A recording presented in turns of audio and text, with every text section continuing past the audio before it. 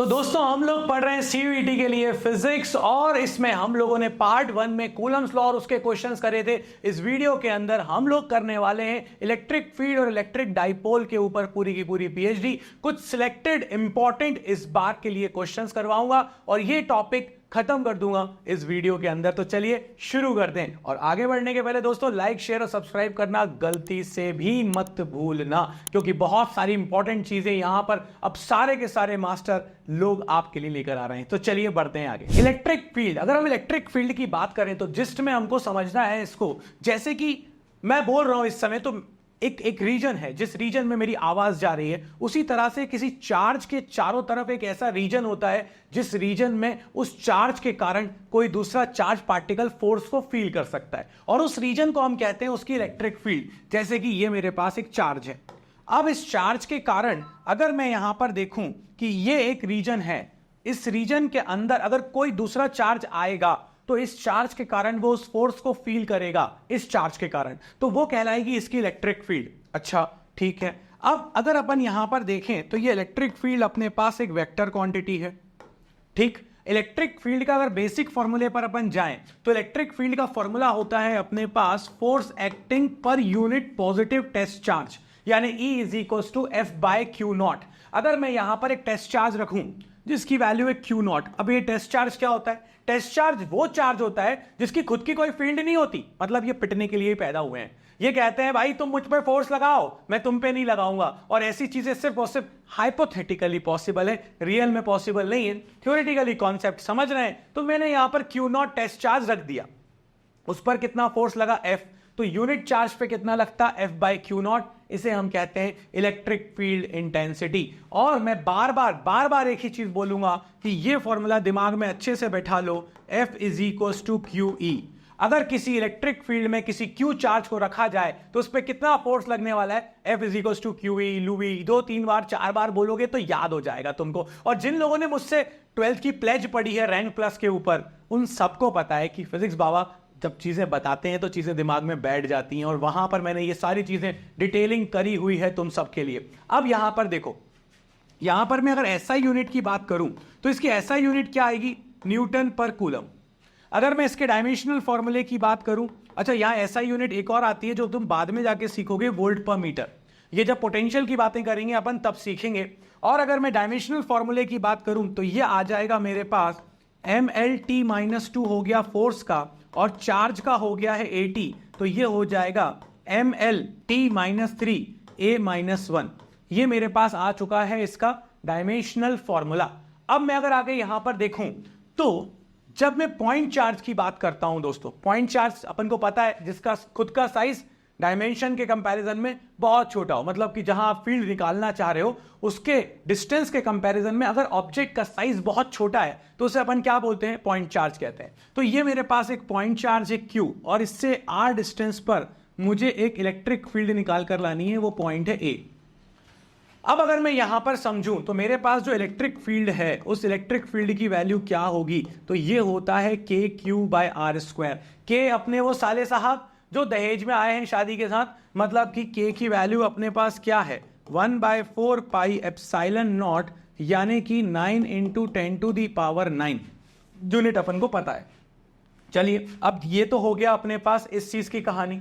अच्छा अब यहां पर अगर मीडियम आएगा तो एप्सिलॉन नॉट की जगह एप्सिलॉन आर आ जाएगा और कोई इशू नहीं है। और अगर मैं आपसे ये कहता हूं कि पॉइंट चार्ज के लिए इलेक्ट्रिक फील्ड वर्सेस आर का ग्राफ बनाकर लाइए, तो ये इनवर्सली प्रोपोर्शनल है इसके स्क्वायर के, तो ये ग्राफ बनेगा ऐसा कुछ रेक्टेंगुलर हाइपरबोला। तो ये भी अपने को क्लियर है। और ये पूरे के पूरे पॉइंट्स हैं, आप बिल्कुल टेंशन मत लीजिए, आपको नीचे इस डिस्क्रिप्शन में इस पूरी क्लास के नोट्स मिल रहे हैं पीडीएफ फॉर्म में, और आपको एक डीपीपी भी मिल रही है, जे डेली प्रैक्टिस शीट। और वो जो डेली प्रैक्टिस शीट है वो आपके लिए इसलिए है ताकि आप सीयूईटी में एक्सेल कर सके, तो उसको करना भी मत भूलिएगा।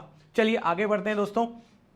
अब अगर अपन देखें यहां पर तो अब इलेक्ट्रिक डाइपोल की बात होगी। इलेक्ट्रिक डाइपोल की बात होगी तो इलेक्ट्रिक डाइपोल के केस में क्या होता है? हमारे पास ये प्लस क्यू चार्ज है, ये माइनस क्यू चार्ज है। अब इलेक्ट्रिक डाइपोल के केस में हमारे पास दो एक्सेस होते हैं। एक एक्सेस होता है जब अपन बात करते हैं line joining the two charges के अलोंग, और डाइपोल बनता कब है? डाइपोल तब बनता है जब दो चार्जेस हो जिनका मैग्नीट्यूड सेम हो मगर उनका नेचर अपोजिट हो, एक प्लस है दूसरा माइनस है, तो ये मेरे पास क्या बन जाएगा? एक इलेक्ट्रिक डाइपोल। और जब ये बहुत कम डिस्टेंस पे रखे हो, मतलब याद है मैं हमेशा कहता हूं कि जैसे HCl है, अब क्लोरीन ने कहा हाइड्रोजन से आ भाई इधर आ, अपन बॉन्ड बनाते हैं, क्योंकि क्लोरीन को एक की जरूरत थी। हाइड्रोजन ने कहा ओके मुझे भी एक से मेरा हीलियम जैसा हो जाएगा, मैं भी सेटल्ड। दोनों ने एक एक इलेक्ट्रॉन शेयर कर लिया, ये शाणा निकला, इसकी इलेक्ट्रोनेगेटिविटी ज्यादा होती है। इसने कहा सुनो बॉन्डिंग तो कर ली, अब तू मुझसे दूर तो जा नहीं सकता, शादी तो हो चुकी है, अब चल इधर निकाल, इलेक्ट्रॉन को थोड़ा मेरी तरफ सरका क्योंकि मेरी इलेक्ट्रोनेगेटिविटी ज्यादा है। तो बॉन्ड के जो इलेक्ट्रॉन है वो थोड़े से इधर आ गए। अब जब कोई चीज नेगेटिव इसके पास आएगा तो इस पर आ गया स्लाइटली नेगेटिव, इस पर आ गया स्लाइटली पॉजिटिव, तो ये क्या बन गया? एक डाइपोल। केमिस्ट्री डिबाई जिसकी यूनिट होती थी, यहां पर अपन दूसरी तरह से बात कर रहे हैं, बट डाइपोल एक बहुत इंपॉर्टेंट टॉपिक है। अगर ये एग्जिस्ट नहीं कर रहे होते तो अपन अलग से इसको पढ़ते नहीं। अब दोनों चार्जेस को जो लाइन ज्वाइन कर रही है इसको अपन बोलते हैं एक्सिस। तो ये जो पोजीशन है ये है एक्सियल पोजीशन। कौन सी पोजीशन है ये? Axial position. और जो सेंटर है दोनों चार्जेस को ज्वाइन करने वाली लाइन का, उस लाइन से जो परपेंडिकुलर लाइन यहां से पास हो रही है, क्योंकि अगर आप किसी भी पॉइंट पर यहां पर जाएं तो आप ये देखोगे कि यहां से डिस्टेंस और यहां से डिस्टेंस सेम आएगी। इस पॉइंट पर देखो ये डिस्टेंस है और ये वाली डिस्टेंस है, तो हर पॉइंट पर दोनों चार्जेस से डिस्टेंस जो है वो क्या है?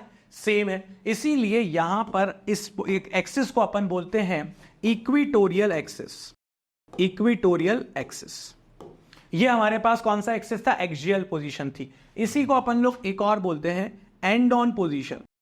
अगर यहां पर मैं इलेक्ट्रिक फील्ड निकाल रहा हूं तो, और इसको मैं एक नाम और देता हूं ब्रॉड साइड ऑन। तो ये मेरे पास एक्सिस की कहानी हो गई, ये मेरे पास डाइपोल की कहानी हो गई। अब यहां पर हमारे पास एक टर्म आता है जिसको अपन बोलते हैं इलेक्ट्रिक डाइपोल मोमेंट।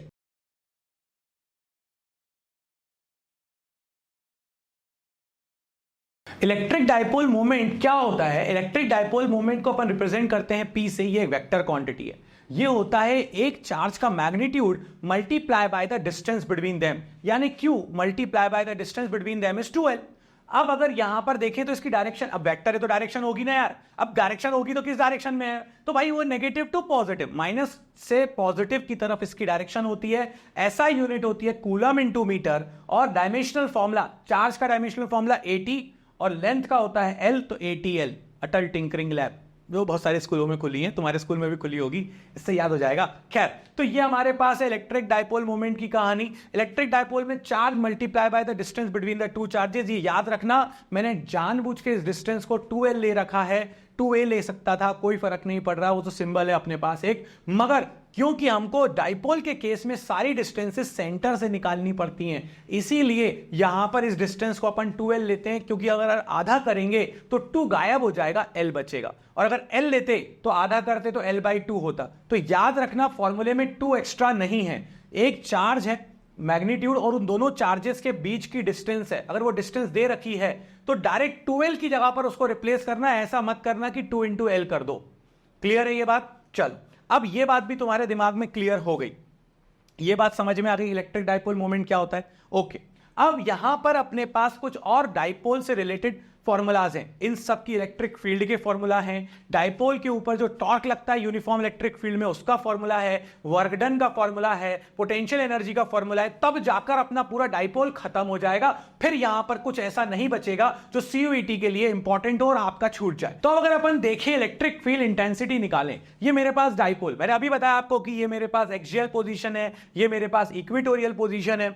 अब अगर मैं यहां पर देखूं तो एक्सिस के अलोंग इलेक्ट्रिक फील्ड अगर हमको निकालनी है, डेरिवेशन की तरफ नहीं जाना है दोस्तों, क्योंकि अब 12वीं कक्षा से अपन पास हो चुके हैं। मैं पासवर्ड इसलिए यूज कर रहा हूं कि तुम बाद में मुझसे कहोगे हाँ बाबा जी हो चुके हैं। अब अगर अपन यहां देखें तो एक्सियल में अपने पास फॉर्मूला आता है K2P/r³। ये K वही है, याद है ना, 1/4πε0, शादी के साथ फ्री में साले साहब। तो ये K2P/r³। r कहां से डिस्टेंस होती है? सेंटर से।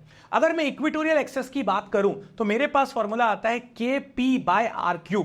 यहां पर आप गौर से देखोगे, अगर r डिस्टेंस है तो यहां पर p है और यहां पर क्या है? 2P/r³। मतलब कि सेम डिस्टेंस पर एक्सियल में जो फील्ड होती है वो इक्वेटोरियल का डबल होती है।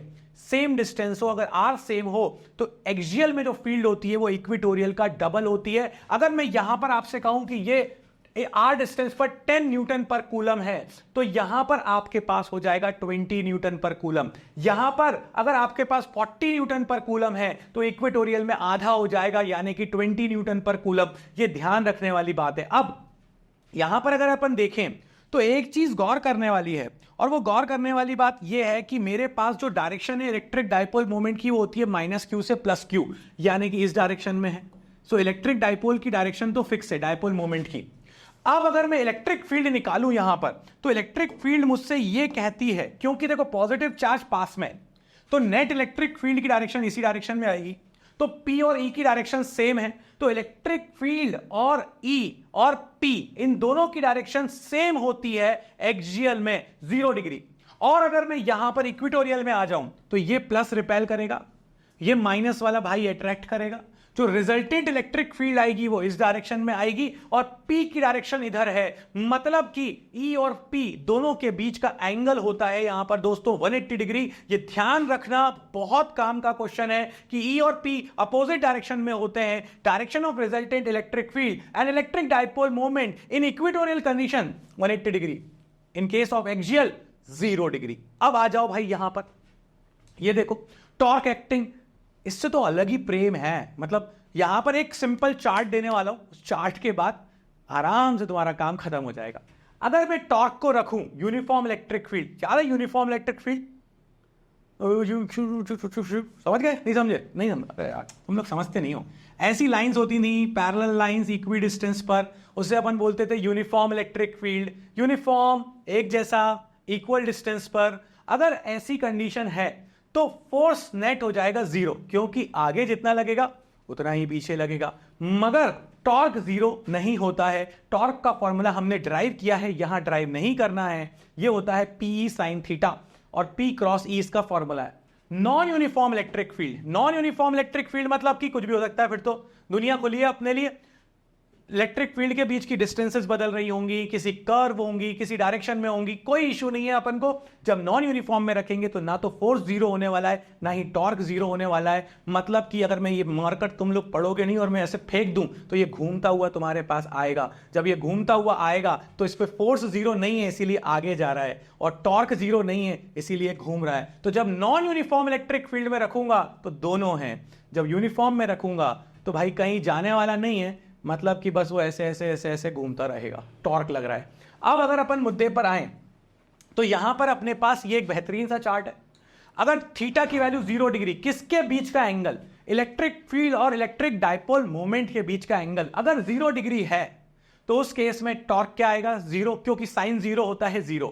इस कंडीशन को बोलते हैं स्टेबल इक्विलिब्रियम, क्योंकि डायपोल ऐसे डायरेक्शन में है, फील्ड भी इसी डायरेक्शन में है। हल्का सा डायपोल को घुमाया, डायपोल बोलेगा मैं वापस आऊंगा, तो स्टेबल इक्विलिब्रियम है। मगर अगर इलेक्ट्रिक फील्ड इधर है और डायपोल मोमेंट की डायरेक्शन इधर है, हल्का सा तुमने डायपोल को घुमाया, डायपोल पूरा घूम जाएगा, मतलब कि अनस्टेबल इक्विलिब्रियम जब 180 डिग्री होगा तो आपस में एक दूसरे के अपोजिट है, याद रखने में आसानी होगी।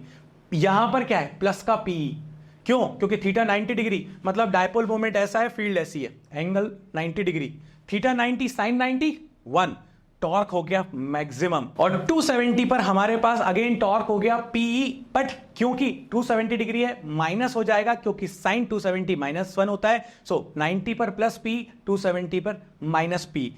0 डिग्री पर 0, -0 भी करूंगा तो क्या फर्क पड़ना है, 0 ही होना है। इसीलिए अब आ जाओ जरा वर्क डन। अगर मैं डायपोल को किसी इलेक्ट्रिक फील्ड में, पहले वो इलेक्ट्रिक फील्ड के साथ θ1 एंगल पे था, घुमा दिया θ2 एंगल पे हो गया। मैंने कितना काम किया दोस्तों?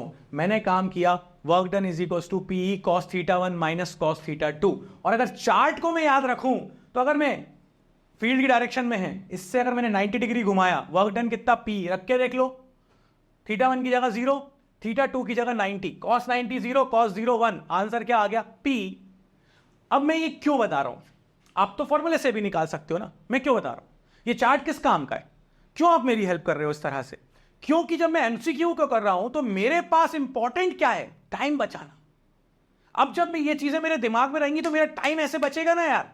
मुझसे बोला किसी ने 90 डिग्री से घुमाया, अभी अगला क्वेश्चन दूंगा, तुम आंसर मुझे 5 सेकंड के अंदर दोगे और इसको निकालने में 50 सेकंड लगाओगे और 50 सेकंड के बाद बोलोगे यस, मगर तुमसे 10 लोग आगे जा चुके हैं।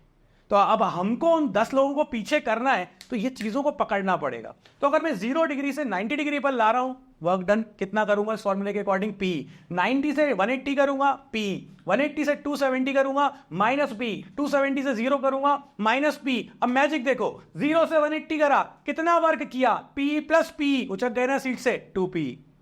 0 से 270 तक वर्क किया, घुमाया एंटी क्लॉकवाइज, कितना work, p plus P, 2p minus P, P answer है।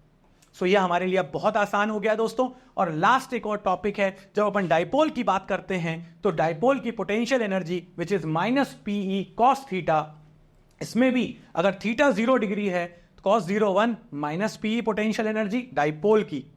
अगर 90 डिग्री है, कॉस 90 0, पोटेंशियल एनर्जी 0। टॉर्क यहां मैक्सिमम होता है, बेसिकली सबसे ज्यादा घूमने की टेंडेंसी रखता है यहां पर डाइपोल। अगर 180 डिग्री है, कॉस 180 माइनस 1, तो ये P माइनस पी, सामने वाली साइड पे P। 0 माइनस 0, माइनस 0 का सेंस नहीं। अब अपन बढ़ते हैं क्वेश्चंस की तरफ। तो ये रहा आपके सामने पहला क्वेश्चन, और मुझे उम्मीद है कि आने वाले 7 क्वेश्चन आपके लिए अब हलवा होने वाले हैं, क्योंकि हमने अब समझ लिया है इन सारी चीजों को।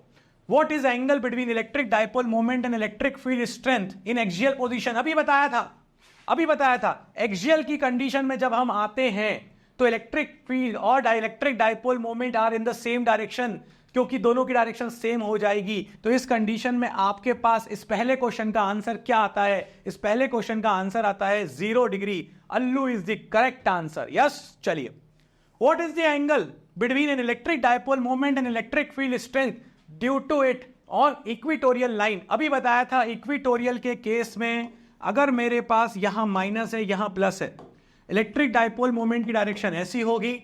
यहां पर अगर मैं डायरेक्शन चाहता हूं फील्ड की, ये प्लस वाला रिपेल करेगा, ये माइनस वाला अट्रैक्ट करेगा, रिजल्टेंट फील्ड ऐसी आएगी। दोनों के बीच का एंगल कितना हो गया, 180 डिग्री, यानी कि आंसर है 180 डिग्री।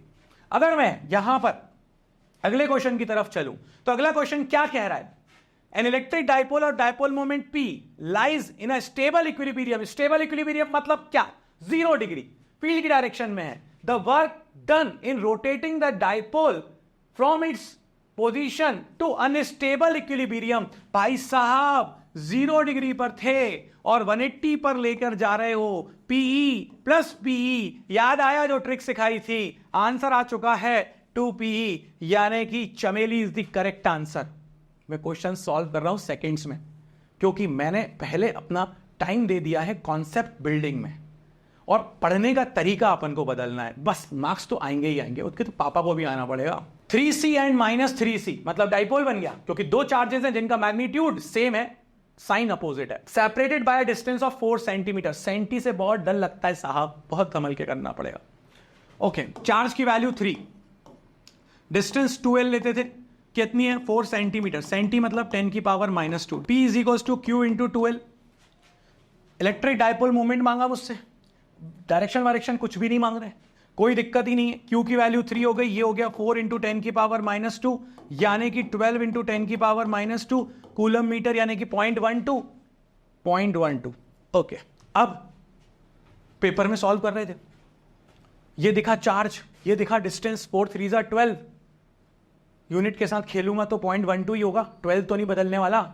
क्यों सॉल्व कर रहा हूं, ये टाइम फोकट क्यों करा खराब मैंने, ये तो मैंने सॉल्व करके तुम्हें सिखाया है, मगर पेपर में तुम्हें ये नहीं करना है, ओरल होना चाहिए ये क्वेश्चन। 1-2 दिखा ना, कहां दिख रहा है 1-2, कहां दिखा, नहीं दिखा ना, यूनिट के साथ खेल हो जाएगा। मैं 12th के लिए पढ़ाता तो मैं बोलता सेंटी पे ध्यान दो, ये करो वो करो, अब तो न्यूमेरिक वैल्यू अलग अलग है, पॉइंट इधर उधर सरक गया तो सरक गया, क्या दिक्कत है। यही तरीके अपन को अपनाने हैं एमसीक्यूज के लिए। अब आ जाओ, a force F is acting on a point charge that is kept on the axis of electric dipole, and if the distance of the point charge is tripled from the dipole, what will be the amount of force? भैया ये एक axial position है, इस axial position में r distance पर मान लेते हैं कि एक चार्ज है, चार्ज पर फोर्स कितना लगता है, F is equal to q, यहां पे मान लो Q0 है तो Q0 इंटू E। तो बेसिकली जो फोर्स लग रहा है वो इलेक्ट्रिक फील्ड पे डिपेंडेंट है, क्योंकि क्यू नॉट तो सेम है, और इलेक्ट्रिक फील्ड एक्सियल पोजीशन में अपने पास होती है K2P/r³। अब अगर आप देखो तो K तो कांस्टेंट है, साले साहब है, बदलेंगे ही नहीं। अब ये इन सब परेशान है यार, क्या बताएं। खैर 2 भी कांस्टेंट है, P भी कांस्टेंट है, बचा क्या, r डिस्टेंस, यानी कि electric field is inversely proportional to r³। Yes और नो? अगर मैं डिस्टेंस को ट्रिपल कर रहा हूं तो ये 3 टाइम्स बढ़ गया, तो 3 का क्यूब 27 टाइम्स इलेक्ट्रिक फील्ड कम हो जाएगी, और अगर इलेक्ट्रिक फील्ड 27 टाइम्स कम हो गई तो फोर्स भी 27 टाइम्स कम हो जाएगा, यानी कि आंसर है बी फॉर बबीता। नहीं या हाँ? आना हाँ, यही है आंसर। इलेक्ट्रिक फील्ड डिस्टेंस के क्यूब के इनवर्सली प्रोपोर्शनल थी और फोर्स भी उसी के है, तो जैसे डिस्टेंस ट्रिपल हो गई क्यूब के इनवर्सली हो गया। आगे देखो, okay, will act on electric dipole if it is placed in a uniform electric field. Dipole के ऊपर क्या लगेगा, फोर्स लगेगा, टॉर्क लगेगा, फोर्स और टॉर्क दोनों लगेगा, अगर वो यूनिफॉर्म इलेक्ट्रिक फील्ड में है। भाई साहब, यूनिफॉर्म में फोर्स होता है 0, अपनी जगह पे बस वो ऐसे ऐसे ऐसे ऐसे ऐसे ऐसे घूमता रहता है, घूमता हुआ आगे नहीं जाता है। इसका मतलब ये है कि no force but only and only torque. चलिए अगला, which among the following is the dimensional formula of dipole moment. Dipole moment का डायमेंशनल फॉर्मूला क्या है? So P is equals to Q into 2L, और लेंथ का क्या हो गया L, और एक ही जगह इन्होंने I लिख दिया होगा, करंट को I लिख रहे होंगे ये, तो कोई फर्क नहीं पड़ रहा मुझे। M तो हो ही नहीं सकता। यहां पर अगर आप गौर से देखो तो A T L तीनों की पावर 1 है, तीनों की पावर 1 सिर्फ यहां दिख रही है, बाकी कहीं नहीं दिख रही है। इसका आंसर भी आपके पास अनीता है, और ये आपके पास टॉपिक हो गया खत्म।